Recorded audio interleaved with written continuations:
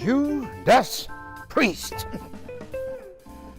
You're looking at someone who finished all of his coursework for a degree from Ohio Wesleyan University in 3 years.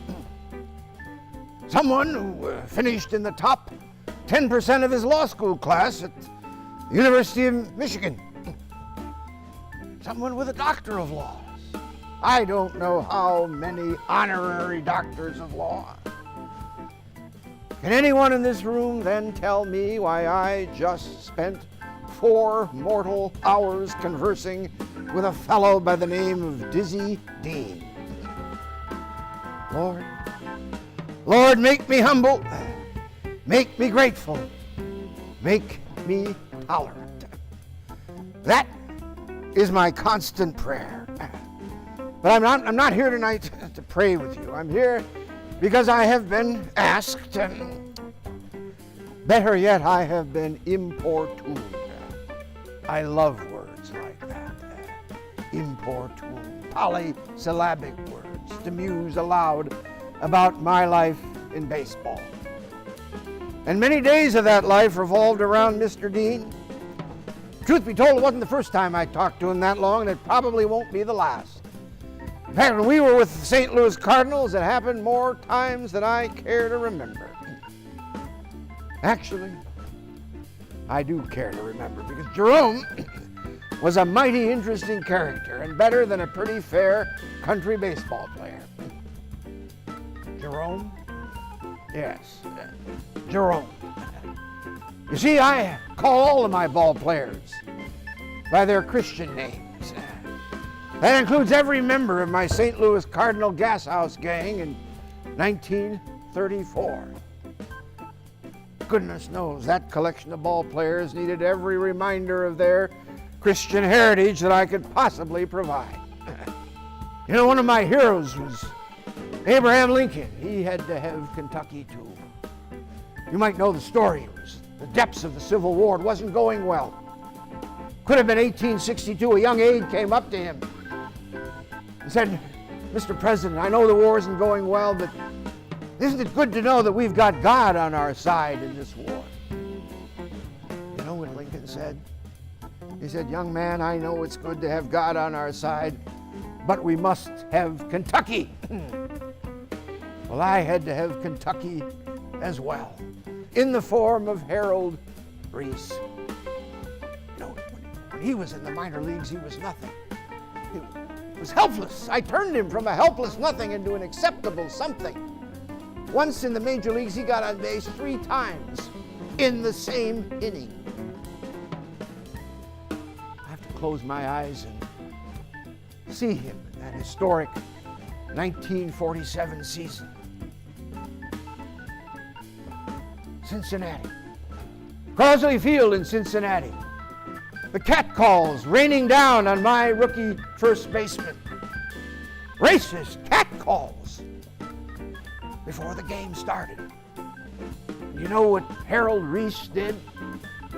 He walked from shortstop across the diamond before the game began.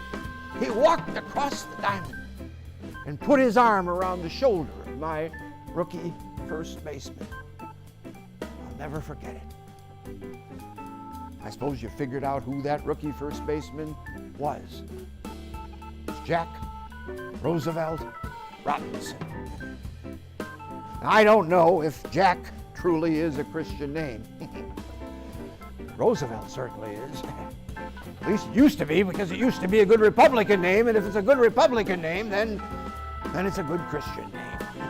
But I suppose for the sake of decorum and propriety, I should have insisted that he call me by my Christian name. Wesley Branch Rickey. Any good Methodists in here? One, yes. And I was christened after the John Wesley, founder of Methodism. Really, both names. There was a fire in his home when he was a youngster. He was the branch left from the burning. So I became Wesley Branch Rickey. John Wesley, ladies and gentlemen, is still trying to help me every day not to give in to my temptations, not to surrender to my weaknesses. As a youngster, he did the same thing, and I do have weaknesses. I have weaknesses for great ball players. Also can be difficult characters like Dean or the shortstop on my gas house gang, Leo DeRocher. Leo the Lip DeRocher. I've never met anyone in my life who had a more fertile talent than he for making a bad situation infinitely worse. How is it, I have often wondered, how is it that a man trained in the law could end up devoting his adult life to something so cosmically unimportant as a boy's game? My legal career, such as it was, began and ended in one day. I was recovering from tuberculosis. Got out of a sanitarium in upstate New York and went out to Idaho. Thought the air would be good for me. Hung out my shingle. Not a single client came. One of the local judges felt so sorry for me that he eventually assigned me a client, a fellow who had been accused, as the phrase used to be, of white slavery. So I went to the jail to interview him. And in a manner of speaking, I suppose you could say he interviewed me. He looked me up and down, spat at my feet, and told me to get the hell out of his sight. Well, I retreated from that jail, retreated from my law office, retreated from Boise, Idaho, and went all the way back east to St. Louis, Missouri, go to work for the St. Louis Browns. I suppose it marks me out to be a moral coward, as I surrendered an adult's profession for a boy's game. But what a game.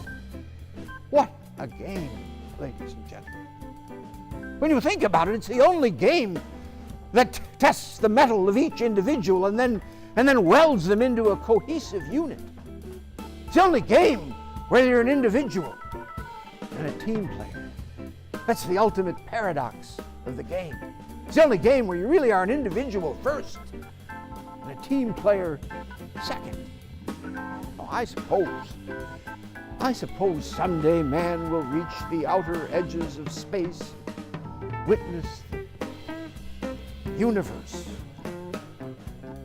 But to me, the greatest sight in the world is to witness the perfect execution of a hit and run play. Whenever you want to get rid of a ball player, you trade him to the Cubs. I got $185,000 and 3 ball players for him. 3 ball players. Out of quantity comes quality. That was my philosophy behind the farm system as well. Out of quantity comes quality. Not everybody approved of my farm system.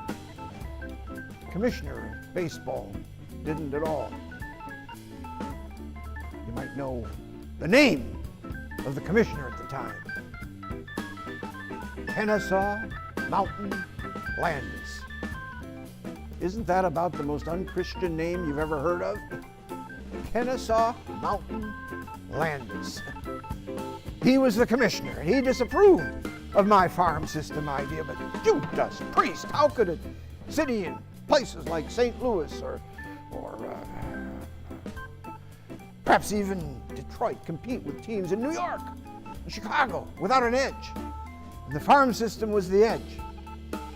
I pleaded with him to give us permission to own teams in the minor leagues and develop them ourselves. Andrew Carnegie did that in American industry, didn't he? Vertical integration. You may have studied that. He wanted to own everything from the raw material to the finished product. Well, that's what I wanted to do with baseball players. Own the raw material and head them come up finished products to the major leagues. And I didn't want to have managers down there overusing or underusing my ball players. So we had to have our own farm system. Landis would just stare at me, just look at me, that impassive look, that shaggy mane of white hair, that craggy face. an actor more than anything else, I think. But that writer in New York, Haywood Hale Broun, said he was the only actor he ever met who had the presence of mind never to go on stage. Well, he denied me, but in the end I won. Now, another reason why he might not be a Christian fellow.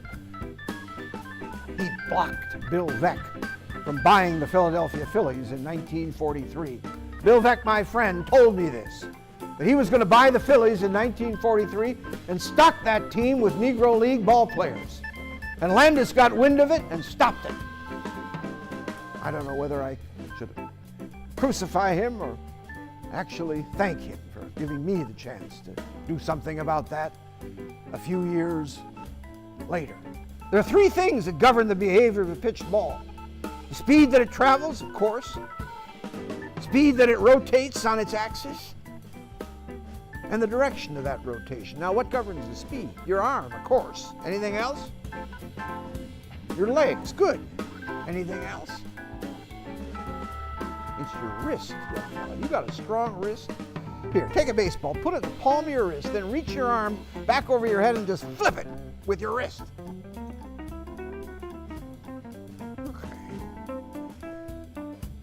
You married, young fella? Why not? You a coward? How far did you go in school? You got a girl at least?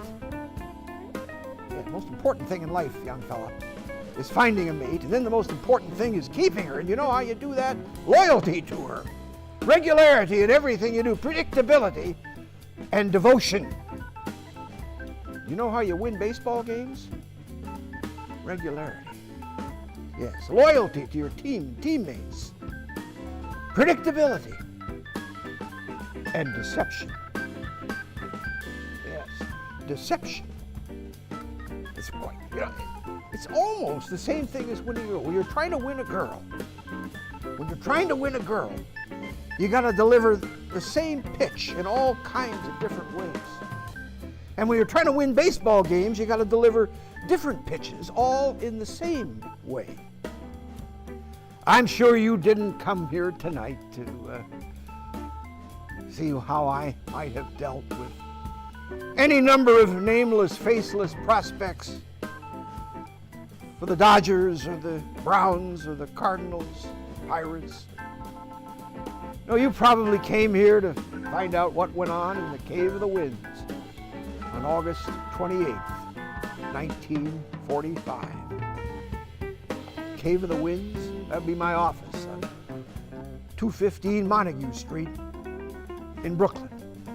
The press called it the Cave of the Winds, something about my loquacity. Yes. That would be the day that my chief scout, Clyde Sukeforth, showed up with a mightily intriguing prospect, a slightly older than usual prospect, but a mightily intriguing prospect nonetheless. I'd sent Sukeforth out to Chicago to scout this fella. You see, he was playing not for the White Sox or against the White Sox. He was playing for the Kansas City Monarchs, a Negro League team. The major league teams, you see, would rent their ballparks to Negro League teams when they were out of town. They wouldn't let him use the locker room. Judas Priest, can you believe things like that? They wouldn't let him use the locker room. They let him use the ball field. They paid for it. Well, the Monarchs were playing there that day, and we had our eye on a shortstop. We knew he could run. We knew he could hit. But I never knew he was such a great two-strike hitter. Didn't know that. We knew he could field. But we weren't sure about his arm. Could he get the ball from deep in the hole at short to first with some mustard on it? Sukeforth was set out to discover that. You see, the word was out we were going to create a new Negro League, the United States Negro League. And we were going to have a team in it, the Brooklyn Brown Dodgers. But it was all a ruse. It was all a ruse. I wanted this fella to play at Ebbets Field, to play for the Brooklyn Dodgers. But not even Sukeforth knew that at the time. I had sent him out there. Well, he went out, found out that this fellow was on the bench. Seems that he'd fallen on his shoulder a few days earlier and was going to be out of the lineup for the better part of a week. Well, Sukforth knew I wanted to meet this fella, and so he brought him to Brooklyn. Two of them rode the train to Brooklyn so that I could meet him. I suppose you figured out who it was by now. It was Jack Roosevelt Robinson. Complete ball player. He had everything except that arm.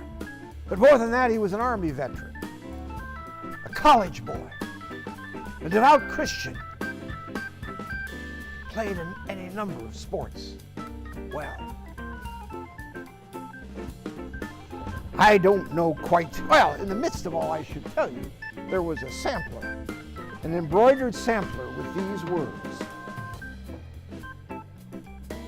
"He that will not reason is a bigot. He that cannot reason is a fool. And he that dares not reason is a slave."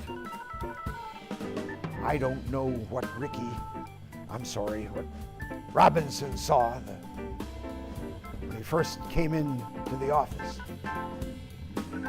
I was seated at my desk waiting for him when he came in. We stared at each other for what must have been an eternity. The first question was mine. "You got a girl?" He said he didn't know. He said, yeah, he did, but he didn't know if she could count on him, what with all the traveling he was going to have to do. I turned to him and I said, "Is she the one?" And he allowed that he thought, yes, she was the one.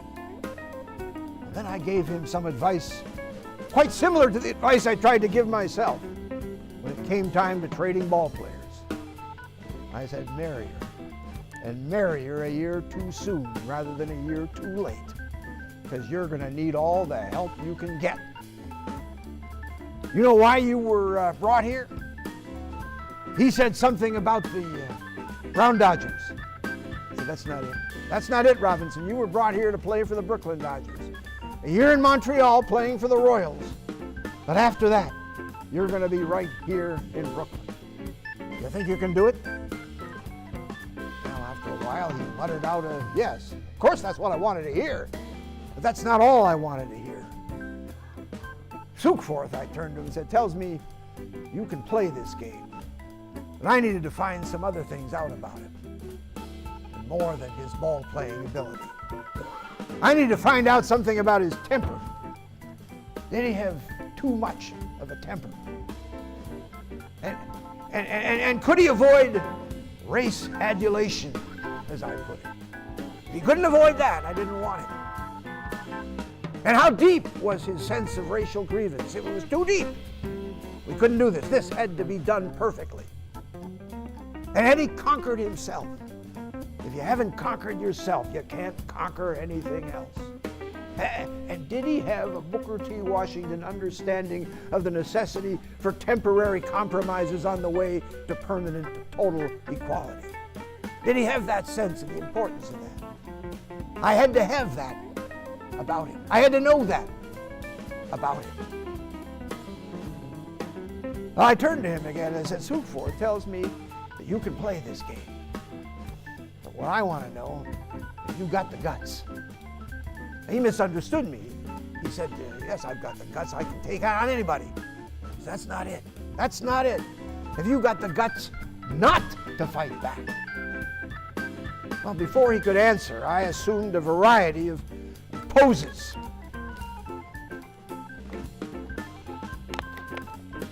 I became a bench jockey, letting loose with every racial epithet I could think of. Then I became a runner heading into second with spikes high. And coming the spikes right at him and out of the slide and up in his face and say, how do you like that, nigger boy? And then before he could answer again, I said, what are you going to do when they call you a black son of a bitch? Before he could answer then, I got up and I walked around to the front of the desk. I don't have much room to do that here, but I walked around right next to him, curled a fist behind my back and then let loose with a fist that just missed it. What are you going to do then? And he finally answered. He said, I think I get it, Mr. Rickey. I won't do it. I won't fight back. I said, you got to promise me, and not just for a week, not just for 2 or 3 weeks. You got to promise me that for 3 years, no matter what happens out there, you won't fight back. Can you promise to do that for the full 3 years? Again, he promised. Then it was time to do a little business. I asked him if he had a contract to play with the Monarchs. He said no. He just played day to day. That was music to my ears. Didn't have to pay the Monarchs a cent for Robinson's services. He said, well, you're going to have a contract from now on, and here it is. It's a $3,500 signing bonus and $600 a month to play for Montreal, the Royals in the International League. This time I didn't want a response. My ball players didn't negotiate contracts with me. They signed them. Well, after that year, of course, he came up to the Dodgers. You know something? I also have to tell you, before he left that day, he turned to me and said, I can do everything you've asked of me, Mr. Rickey, but you can't expect me to be a cringing fellow. He said, you can't expect me to be obsequious. I heard that word, obsequious. I said to myself, we really do have the right fellow. A college boy, an Army veteran, a Christian lad, a great ball player, and a polysyllabic fellow all rolled into one. Well, I don't have time to tell you any more about what Robinson did once he signed him. Besides, I'd be a hypocrite if I talked about it. Walter O'Malley forced me out of Brooklyn after 1950. We won a pennant in '49, and I was convinced we were going to win a number of pennants after that, but I wasn't on hand to do anything about it. The Dodgers won in 52, 53, and this year in 55, they won the pennant in the World Series as well. But I can't talk about any of that. Those are their successes. I've been accused of being a hypocrite, in particular for attending ball games occasionally on Sunday, when I promised my Methodist mother that I wouldn't go to ball games on Sunday. Well, it was after she was gone. And I only went twice, once to bail Leo DeRozier out of something, and another for a war relief campaign during the war. But these are their stories. You'll have to listen to others tell their stories. The stories of Jack Roosevelt Robinson and Harold Reese, and Gilbert Hodges and Roy Campanella, and George Shuba and Edwin Snyder, and even a Jewish ball player by the name of Calvin Abrams. They've got another one just coming up by the name of Koufax, Sanford Koufax. I don't know if we'll hear much about him, but perhaps. And then a pitcher by the name of Preacher Rowe. Good Christian name, isn't it? It wasn't his real name. His real name was Elwyn. But I thought Preacher was a much better Christian name. But these are all their stories. So all I'm going to do here at the end is say to you, Lord, try your best to make me humble, make me grateful, make me tolerant. And while you're at it, Lord, let trees grow and pennants fly once again in the streets of Brooklyn. Well, thank you.